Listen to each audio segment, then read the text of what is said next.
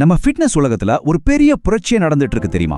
நம்ம கையில கட்டுற வாட்ச்ல ஆரம்பிச்சு நம்ம வாழ்க்கையோட எல்லா பகுதியிலும் டெக்னாலஜி புகுந்து ஃபிட்னஸோட அர்த்தத்தையே மொத்தமா மாத்திட்டு இருக்கு. இந்த அலசல்ல இந்த மாற்றம் பத்தி தான் நம்ம விரிவா பார்க்க போறோம். கொஞ்சம் யோசிச்சு பாருங்களேன், உங்க கையில கட்டுற ஒரு சின்ன வாட்ச் உங்க டாக்டர் செய்யற சில வேலைகளை செய்ய ஆரம்பிச்சா எப்படி இருக்கும்? இந்த ஒரு கேள்விதான் ஃபிட்னஸ் டெக்னாலஜி எப்படி மெடிக்கல் உலகத்தோட இணைதுங்கிற நம்ம இன்னைய உரையாடலோட முக்கியமான புள்ளி. சரி, வாங்க பகுதிக்குள்ள போகலாம்.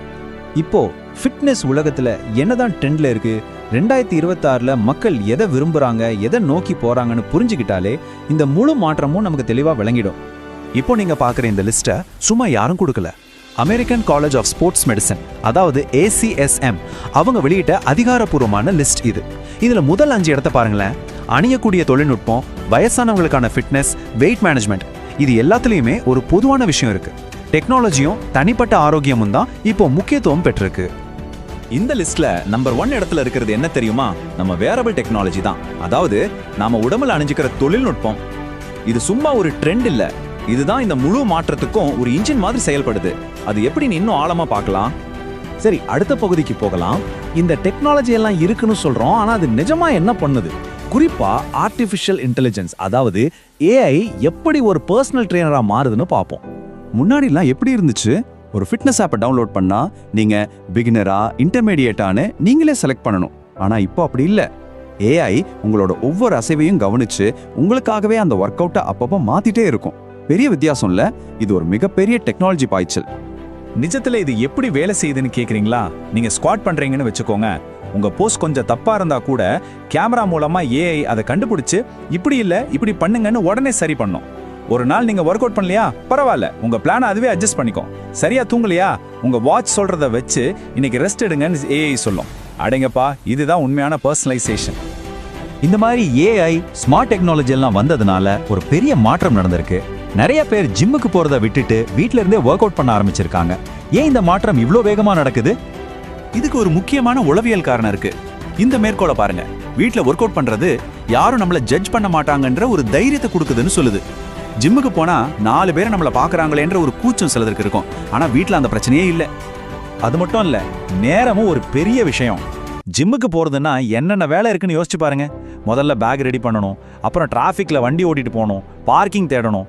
அங்க போனா நம்ம யூஸ் பண்ண வேண்டிய மெஷின் ஃப்ரீயா இருக்காது.